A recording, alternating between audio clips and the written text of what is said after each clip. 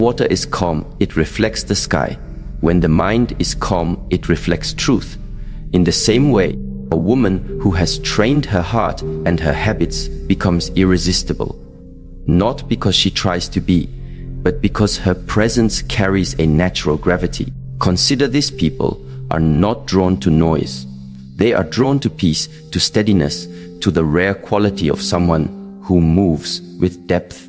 Let us walk together through 6 habits expressed in 18 teachings, each one a seed of practice, each one a way of returning to strength and grace.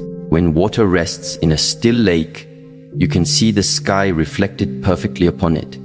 You can see clouds moving, trees bowing toward their reflection, even your own face looking back at you. But when the water is restless, when waves disturb its surface, what do you see? Only distortion, broken shapes, and unclear images. The same is true for the human mind.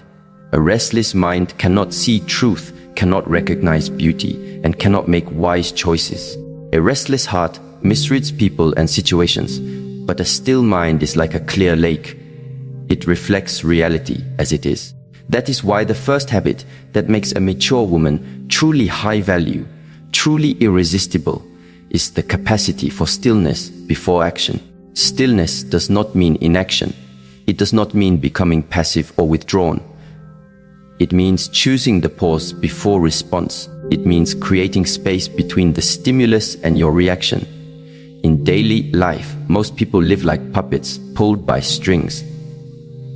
Someone says a hurtful word, and immediately the reply comes sharp and defensive. A driver cuts in front, and the horn is pressed with anger. The phone rings, and it must be answered at once.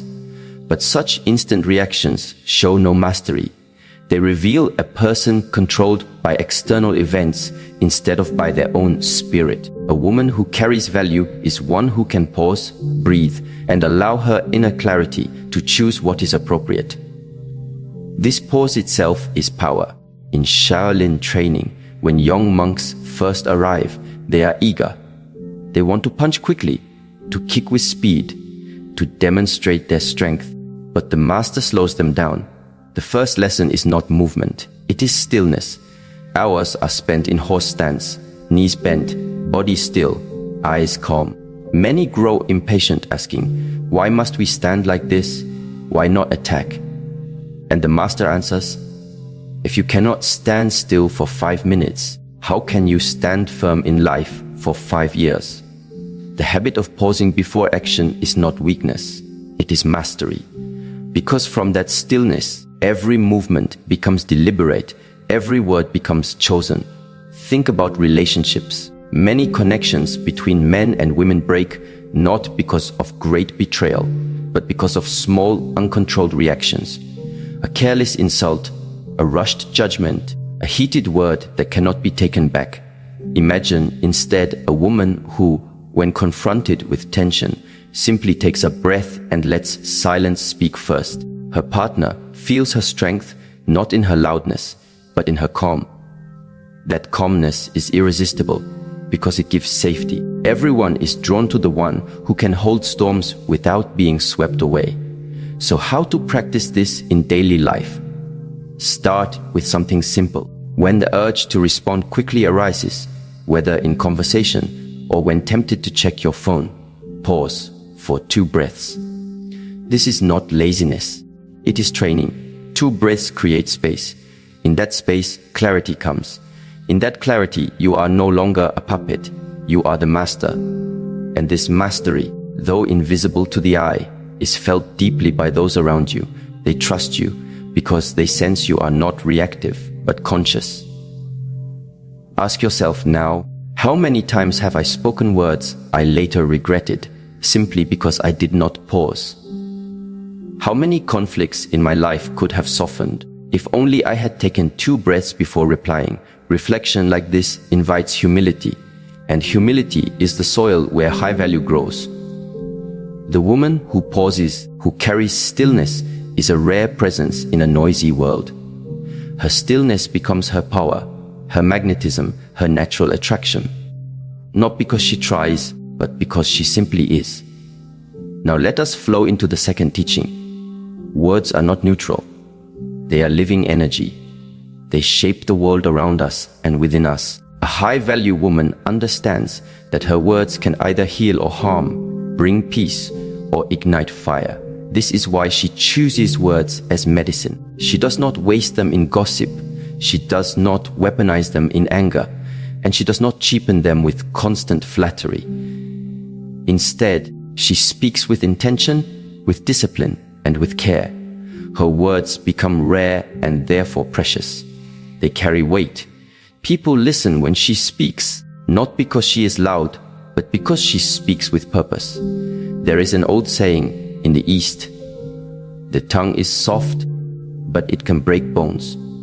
Consider how many relationships have been destroyed by sharp words, more than by fists. Consider how many children carry wounds from careless remarks spoken by parents. Words are subtle, yet their impact is profound. When a woman chooses her words with care, she becomes a safe space. Her partner knows that even in conflict, she will not wander recklessly. Her friends know that her encouragement is sincere. Her children or family members know that her words bring stability, not chaos. I remember a woman I once knew. She never spoke when angry. Instead, she would write down what she felt in a small notebook. She allowed the storm to pass first. Then, when her emotions settled, she spoke. Her words were precise, soft, and yet unforgettable. People respected her deeply because when she finally chose to speak, it was like hearing wisdom distilled through patience. Her words were medicine. And what is medicine? It heals, it restores, it brings balance. This is why people trusted her. Her value was in her ability to bring peace through language. In your own life, notice how you use words. Do you speak to release your tension, or do you speak to create harmony? When you argue, do you seek victory, or do you seek understanding? A high-value woman does not waste words on proving she is right. She chooses words that serve truth, not ego. And because of this, her presence becomes healing. People feel lifted after speaking with her. They feel understood. And this is rare. Rare things are always valuable. One practical way to train this is simple. Before speaking in a heated moment, ask yourself silently, does this word create harmony or division? If the answer is division, hold silence. Silence is better than a word that poisons.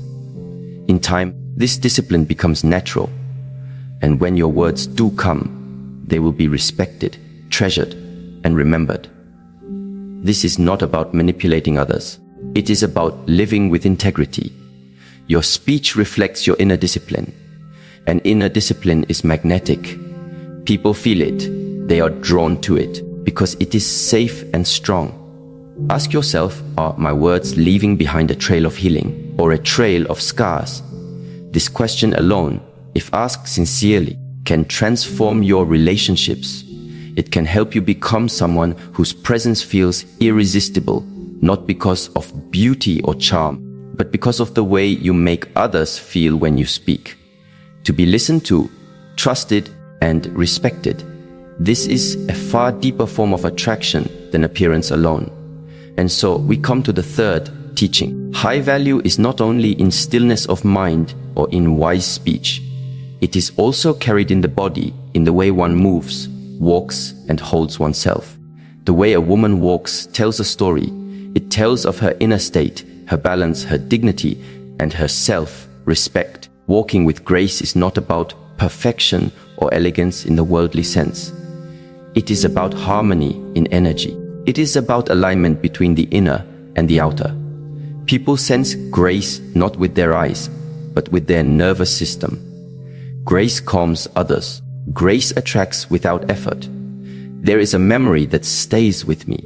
On the temple grounds, an elderly woman came every morning to walk.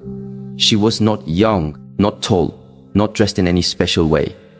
Yet, as she walked slowly, steadily, with each step balanced and intentional, everyone noticed her. Why? Because her movements were in harmony. She was not rushing. She was not dragging her feet. She walked as though the ground was sacred, as though each step was prayer.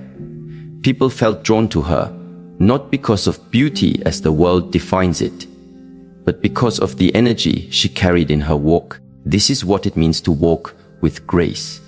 In relationships, grace is magnetic. A woman who walks with presence sends a silent message. I am at peace within myself. That peace makes others want to be near. It inspires trust. It awakens admiration. In a world where many move in haste, stumbling through life distracted, the one who moves with awareness becomes unforgettable. Even in crowded places, she stands out, not by effort, but by energy. How to cultivate this grace? Begin by slowing down your walking. Feel each step touch the earth. Imagine that the earth is listening to your feet. Walk not as if you are late, not as if you are rushing to escape, but as if each step is an offering. Let your shoulders soften. Let your breathing guide your rhythm. Try this for one day, even when walking from room to room. You will notice not only how others see you, but how you feel within yourself. Slowness creates dignity. Awareness creates grace.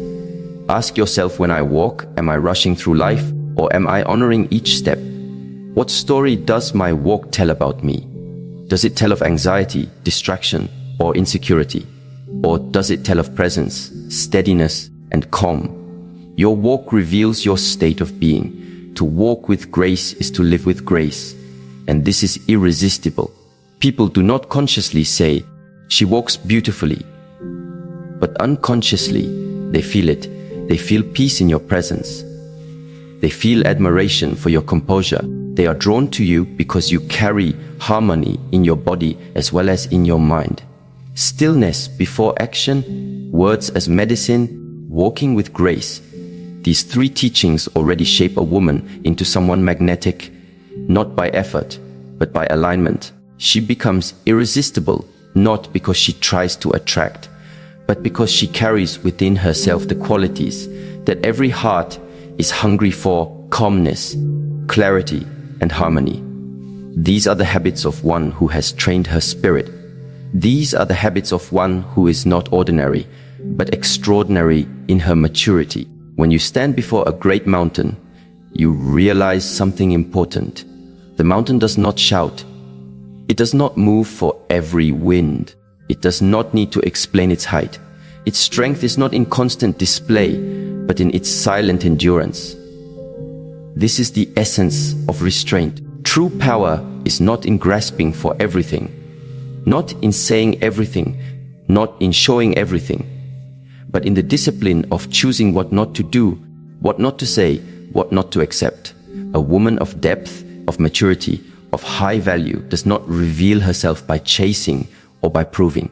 She reveals herself through the quiet master of restraint. In the martial arts, one of the first things students learn is that the most dangerous strike is not the one that is thrown, but the one that is held back. The punch that never lands shows control. The kick that stops just before the body of the opponent demonstrates discipline. Why? Because anyone can release force, but not everyone can control force.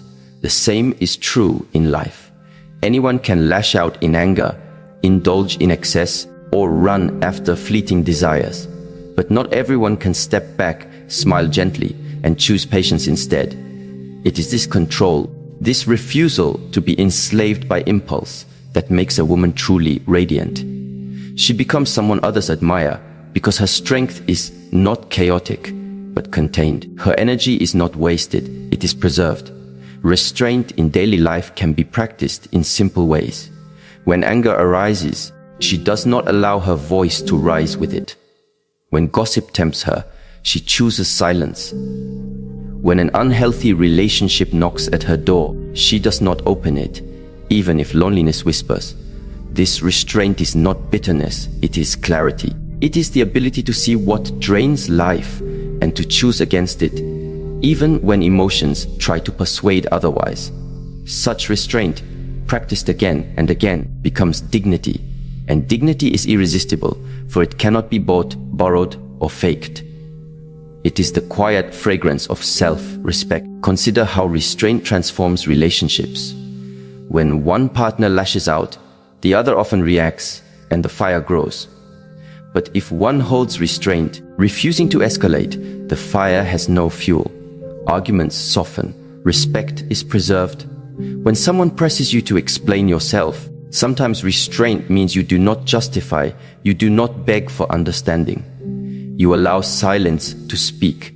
The one who can restrain from defending their ego often leaves a greater impression than the one who floods the air with arguments. The mature woman who has mastered restraint becomes unshakable because she is no longer pulled by the ropes of impulse. And yet, restraint does not mean suppression. Suppression is heaviness, restraint is clarity. Suppression is fear, restraint is freedom. When you restrain, you are not closing your heart. You are opening space to choose wisely. You are refusing to become a servant of every passing urge. To practice this, begin simply once a day. Choose to say no. It may be to a small distraction, a wasteful activity, or an invitation that does not align with your well-being. Each time you say no, feel the strength in it. Over time, this becomes natural, and people feel your presence as solid, trustworthy, magnetic. Now, let us enter another dimension of strength, the silent art of boundaries. Boundaries are often misunderstood. Some think they are walls, built to push people away. Others see them as selfishness, as refusal to care. But this is not the truth. Boundaries are not walls, they are rivers. A river does not stop the flow of water. It guides it. It shapes the course, ensuring balance, ensuring that life flows without destruction. Boundaries in human life work the same way. They are not about rejection. They are about respect. They are about teaching others how to treat you, not through loud demands, but through consistent self-respect. When a woman has no boundaries, she becomes like a cup without shape. Whatever others pour in, she absorbs, even if it poisons her. People unconsciously lose respect for someone who betrays her own limits. They push further, they take more, because the person herself has not defined where respect begins and where it ends. On the other hand, when a woman carries clear boundaries, she does not need to raise her voice or explain endlessly. People feel her line, even if it is never spoken loudly. Her calm refusal, her gentle no, her quiet withdrawal when something crosses the line. These are enough. Boundaries are strength without aggression. I once spoke with a young woman who complained that her friends constantly ignored her feelings. She felt drained, unappreciated, and invisible. I asked her a simple question: do you respect your own limits? She was silent. Slowly, she realized that she had been saying yes to every request, allowing people to cross her comfort again and again, because she feared rejection. When she began to say no calmly, without anger, something shifted. People began to listen. They began to adjust their behavior. Her friendships improved, not because she forced respect, but because she first respected herself. Boundaries taught others how to love her correctly. Boundaries in relationships are especially powerful. Many women fall into the trap of giving endlessly, hoping that their generosity will secure love. But love without boundaries is not love, it is dependence. True love needs structure. A woman who can say, "I love you, but I will not allow disrespect," creates security for herself and for her partner. She becomes more desirable because her partner knows her love is strong, but not weak. She is not afraid of losing someone by protecting herself. She is not desperate, and therefore her presence carries weight. Practicing boundaries begins with clarity. You must ask yourself, what do I value? What is sacred to me? Once you know this, you protect it. Protect your time, protect your energy, protect your body, protect your peace, protect your dignity. When you protect these, not with aggression, but with quiet firmness, the world begins to respect you. And in this respect, your value grows. The woman who lives without boundaries is easily forgotten. The woman who lives with boundaries cannot be ignored. Connected with boundaries is another gift, one even more rare, the art of listening. Listening is not waiting for your turn to speak. Listening is not filling silence with advice. Listening is the discipline of presence. It is the ability to enter into the silence of another person without trying to control it. When a woman listens in this way, she becomes irresistible because she offers what the human heart longs for most: to be heard. Most people listen with half their mind. While the other speaks, they are preparing their reply, defending themselves, planning their response. But the mature woman who has trained her heart knows how to give space. She leans into silence. She does not rush to fix, or to prove, or to display wisdom. She listens, truly listens, as if nothing else matters in that moment. And the miracle is this: people leave her presence feeling understood, even healed, not because she solved their problems, but because she gave them the rare gift of undivided attention. I recall a young monk who once came to me, distressed about his failures in training. He spoke for more than an hour. I said only 5 words in that time. At the end, he bowed and said, "Thank you for your wisdom, Master." But the wisdom was not in my words. It was in my silence. What he needed was not correction, but a space where his heart could empty itself without judgment. This is the power of listening deeply. In relationships, this skill transforms everything. When conflicts arise, the one who listens deeply calms the fire. Instead of interrupting or rushing to defend, she listens, creating space for understanding. Her partner feels seen, and when someone feels seen, their anger softens. Friends trust her because she listens without judgment. Children open to her because her attention feels safe. This quality is magnetic. People are drawn to those who listen because being heard is one of the deepest human desires. How to practice this in your own life? Begin with 1 conversation a day. As you listen, notice when your mind begins to plan your reply. Gently bring it back to the speaker. Allow silence to exist without rushing to fill it. Nod, breathe, let the other finish. When you do respond, respond not with a lecture but with reflection. I hear you are feeling tired, or I see this matters deeply to you. This small change is profound. It creates intimacy, respect, and trust. Ask yourself, do I truly hear the hearts of others, or only their words? Do I listen to understand, or do I listen to reply? When you cultivate deep listening, you not only transform how others experience you, you transform how you experience life. You begin to hear more, see more, feel more. The world reveals itself in details that hurry and noise always cover. Restraint, boundaries, and listening. These 3 are not techniques to manipulate others. They are states of being. Together they create a woman who is deeply grounded, deeply trustworthy, deeply magnetic. She is not carried away by impulse. She holds herself with dignity. She is not drained by others. She honors her own sacred space. She is not distracted by her own ego in conversation. She offers the medicine of presence. This combination creates a rare energy, an irresistible force that draws us others without her needing to chase. The truth is simple: people are not drawn to noise. They are drawn to presence. And presence is cultivated when you choose restraint, when you uphold boundaries, and when you listen with your whole being. These habits require discipline, but discipline is freedom, and freedom is beauty. There is a reason why some people seem to glide through life with a sense of quiet strength and dignity, while others constantly find themselves drained, disrespected, or disregarded.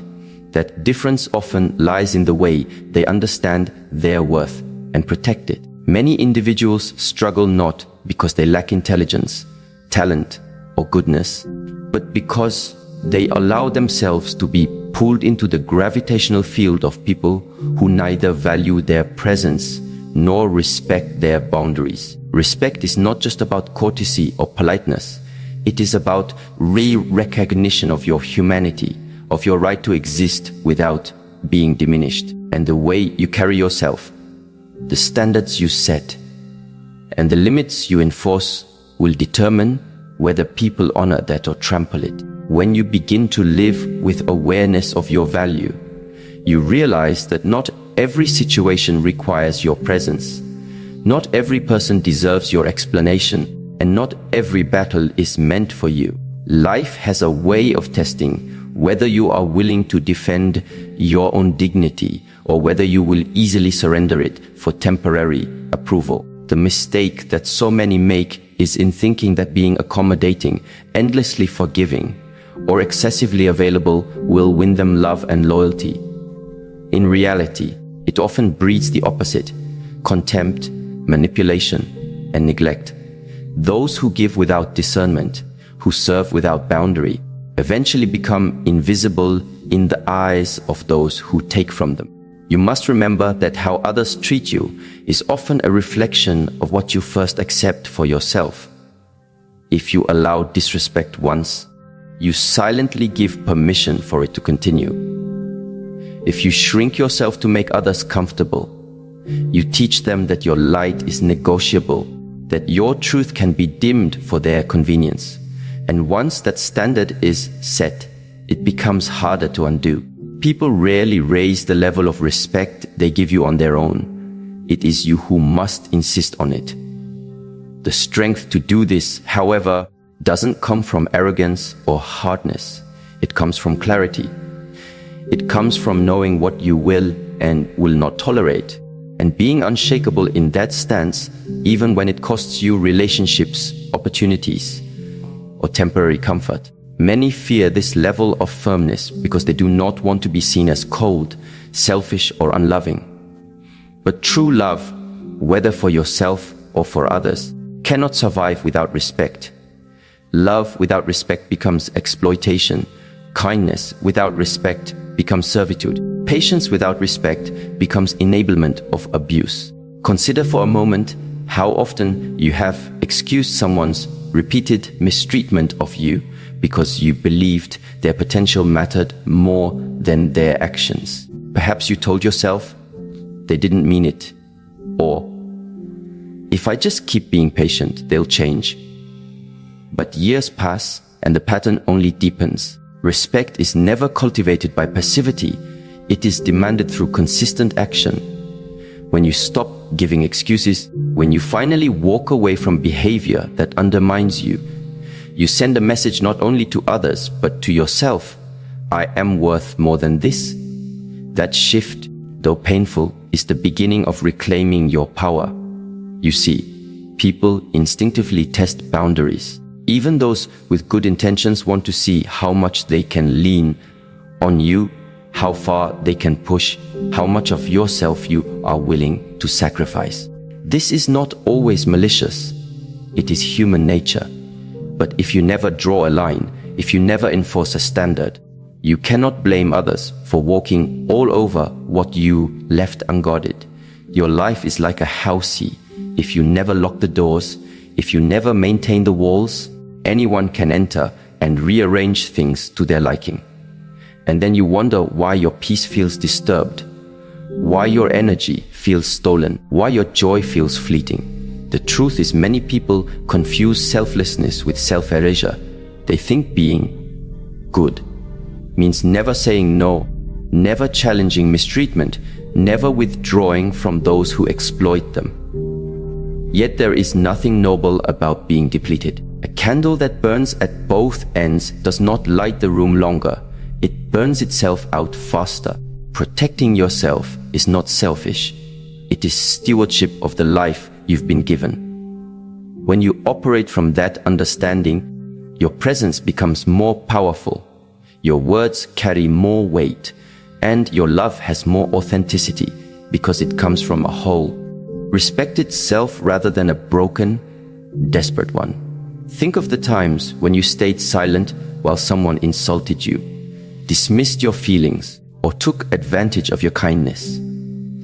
Did that silence heal the situation? Did it inspire them to respect you more?